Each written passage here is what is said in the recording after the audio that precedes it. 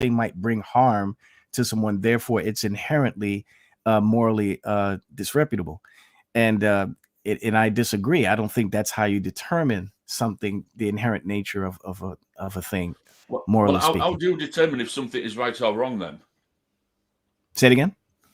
How do you determine if something is right or wrong? Yeah, the Christian worldview says that it's that God is the arbiter of all things, including the issue So if of God morality. says to you to kill your Uh-huh. child, then that would be right. Okay, so in what standard would God be wrong for giving such a command, if that were the case? I'll play with your scenario, even though that's not the God in the Bible. But let's play with that hypothetical scenario. So, what standard, under the Christian view, what standard would God be held accountable for being, for that to be Well, declared as evil? under your God wouldn't be accountable, would he? He's the all-powerful. He Right, can do right, what he wants. correct. Right. But he Basically, where doesn't his toys, contradict and himself. he He can doesn't break his toys contradict if he himself. wants to break his But toys. he doesn't contradict himself either, though. If he is the arbiter of morality, then he's not going to contradict himself. But And no, it's how we would feel. yeah, It's how we feel as his little toys. How right, we feel, right. and But and again, that's and back you to killing your child subjectivity, though. or killing somebody else. I mean, God But has commanded people to get killed before. but now you're back to subjectivity then. Again, so you're not really determining something that's not contingent upon man's feelings or perception. You're going No, because by it's all to do with our feelings and our perception. That's what I believe morality is. It's right, subjective right, first, and then it because becomes yeah, because you believe morality is subjective. yeah, I do. Yeah. But again, you can't really challenge anyone who tells you that morality is objective. And we say that God is the arbiter of morality. So therefore, since he is where these We things do. come If from. it was me and you, we're starting out right. How are we going to live our life? How are we going to get along together? So it would be subjective first. That I would say, well, I won't harm you as long as you don't harm me, and we come to that agreement that we don't cause each other harm. So now it's objectively we've got an object to go to.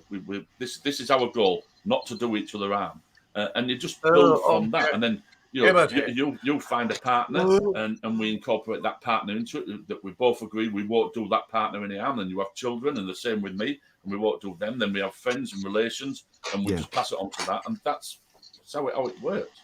Hey, you know what the funny thing is, Paul? You know what the funny thing is that probably you haven't heard this in a while.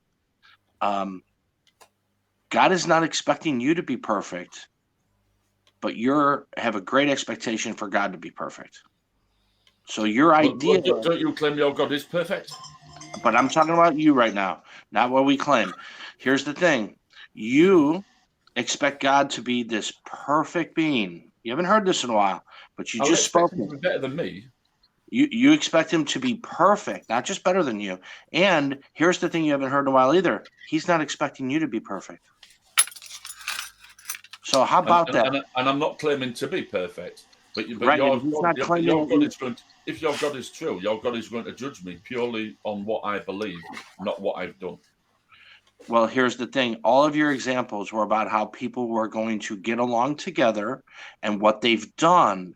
But very quickly, when I start to bring this up to you about what people do and what God doesn't expect you to be perfect in what you do, you very quickly go to belief. You jump out of doing and get right into the belief conversation.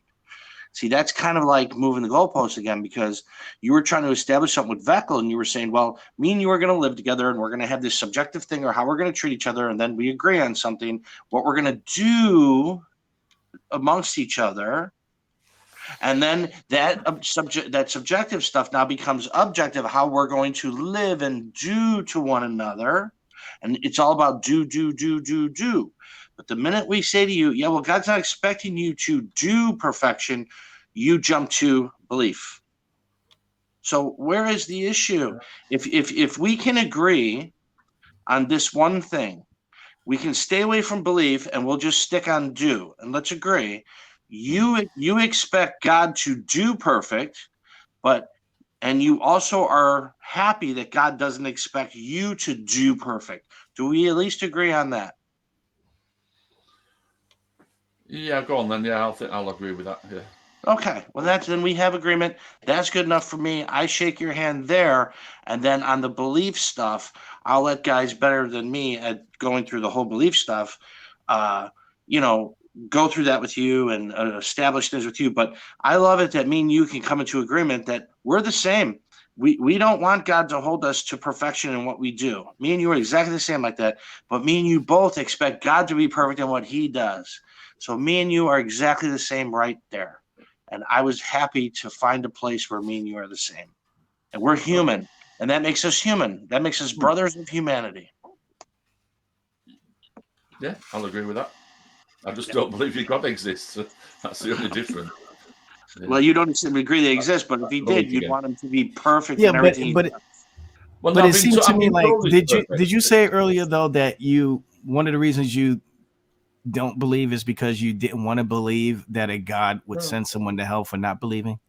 No, that wouldn't be a reason for not wanting to believe. I wouldn't say that I don't not want to believe. I'm not being convinced. You've just not been convinced. Oh, okay. I just want to make sure I heard you correctly. Okay.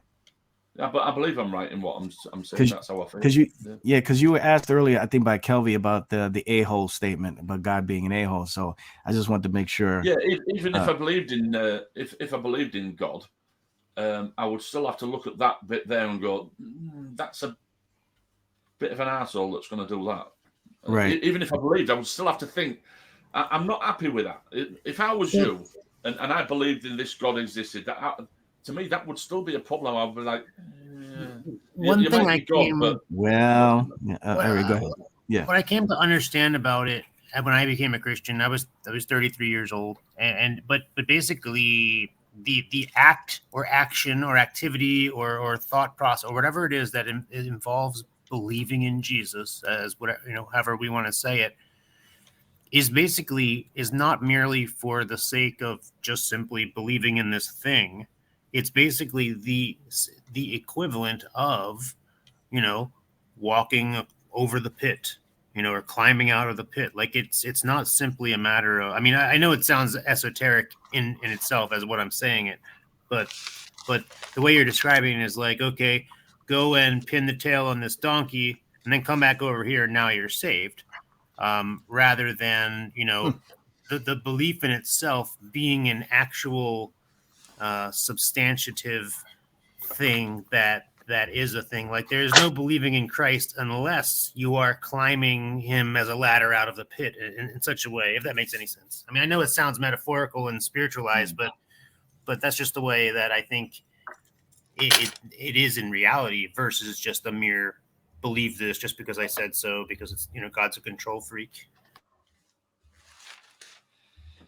Yeah, I sort of get where you're coming from with that.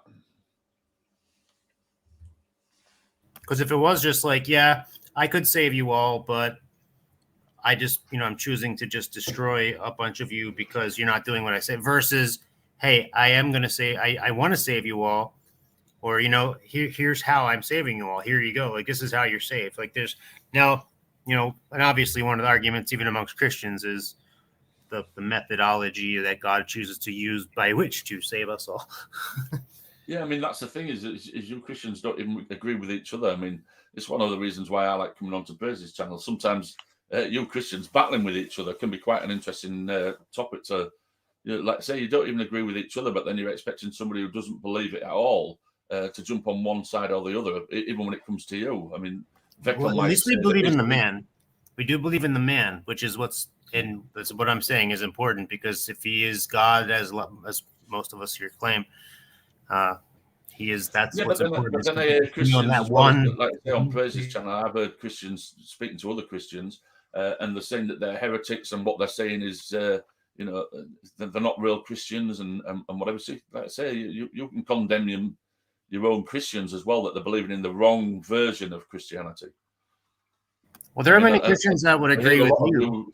A lot of you think that the Catholics are Christians and they believe completely the wrong things, and they're doomed to hell because they believe the wrong version of. Well, it's true. Like if people, many Christians believe like you, as far as the action of believing in Christ and being saved, don't really have much to do with each other, as opposed to, so in other words, saying, hey, I'm saved. Well, how do you say, well, I just said it, and now I'm just, as opposed to, like I was saying, like it being synonymous with this particular transformation. Now, again, what the nature of that transformation is and what it looks like is a, that's another matter of argument. But that's where, because there are some Christians that basically they do believe like you do, as far as I can understand it anyway, where they'll just think there's really no functional change that needs to happen. It's just like you believe for the belief's sake, and then it doesn't really have any effectual, or that you can believe in any God, or that, that's where it starts getting out way out in the left field, where it's like, well, whatever, all beliefs lead to the same God, all that kind of thing. That's where it gets really, really hairy, because if there is a God and he has given us this particular way, then that's going to be the way. Yeah, I mean, there's one Catholic priest that I speak to on Facebook, and he doesn't believe I'm destined to hell. He thinks I'm destined to heaven. He thinks he'll see me in heaven. The fact that I don't believe he thinks is irrelevant, and that's a Catholic priest, and I can't. That's the way he also believes that in evolution and the age of the earth, he doesn't question any of that. He just thinks it was all done by God. So completely different to belief to what young Earth creationists believe. This might be a morbid question, and I just now thought of it. Like, if many years from now, laying in your bed, and maybe it's like, you're at your last final day, and you see something, and I don't believe this actually happened, so don't get me wrong. But if you did, see something that looked like Jesus, would you just think you're hallucinating and be like, oh man, this is crazy, and just kind of turn around? Or would you be like, maybe, just maybe, there's something to this? Or did you have any idea? Have you ever thought of that? No, how would I feel? I mean, yeah, I mean, I don't want to sound an arsehole, because a lot of atheists do it. Matt Dillahunty is a prime example of this. He would say, well, no, I'd have to question that. It could be an hallucination. It could be due to the fact that I'm in the latter stages of my life, so my body is starting to close down. So I get all these. It could be just be an hallucination, but I wouldn't go that far. If I was to experience something like that, to me, it would probably seem that it was true. So then I would have to. If it was convincing to me, then it would be convincing to me. But until I get that experience, I can't really truthfully answer the question. Sat here not having that experience, I could turn around and say, well, I could just be hallucinating. But until you're in that position, would I really think I'm hallucinating, or would I think that what I'm seeing is real? I can't answer it until that happens to me, or if that ever happens to me. Yeah, that's where it gets do I think it could convince me? Yeah, I think it possibly could convince me, yeah. It would depend on the circumstances and how I was feeling at the time, and how my brain was working at the time, and what answer I got from that at the time of experience. I'm sure you've heard all the different, many different types of arguments between Christians, but one of the larger ones is between the sort of faith versus works argument, where it seems like, one thing is like, okay, now that you know about Jesus, now you need to go and do these particular things, say these types of prayers, say the Hail Marys, as far as I'm concerned, jump through the hoops before God will let you in. And then obviously there's a side such as myself, where it's the knowledge itself is transformative. And in that regard, the entire concept of just of possibly being convinced, there wouldn't be a question of it in my mind, because there's a certain level of faith that it does begin with, such as, I mean, in my mind, I would pray that that's even why you're here to begin with, because you're just kind of like, well, whatever, I'm sure you're here, and then you seem to not necessarily take it serious, but you take it serious to an extent, to the point that you even bother talking to religious people, right? So I think there's even some mustard seed of faith there, at least. But my point is, I don't think that there's a true belief unless you, I don't think you would ever accidentally get saved, right? I think it would be a matter of, because there is something when it comes down to hope, and basically in the same manner of somebody like looking up and just hoping in, but we have something that we have something to hope in. It's not just some nebulous, and it's like, and again, and in my particular mind and coming up, it's like, if there was a God, what would I expect to see that would work for everybody? What would be simple? And the idea of this God of humbleness that came down and did this thing that, all the other gods and religious things, all the Zeuses and all these different like crazy tyrant gods. Here's the one that is the humble, like that. To me, that's one thing that stood out about the Christian God. I do have to make sure that I get there. So. Yeah. I was going to pick up on one thing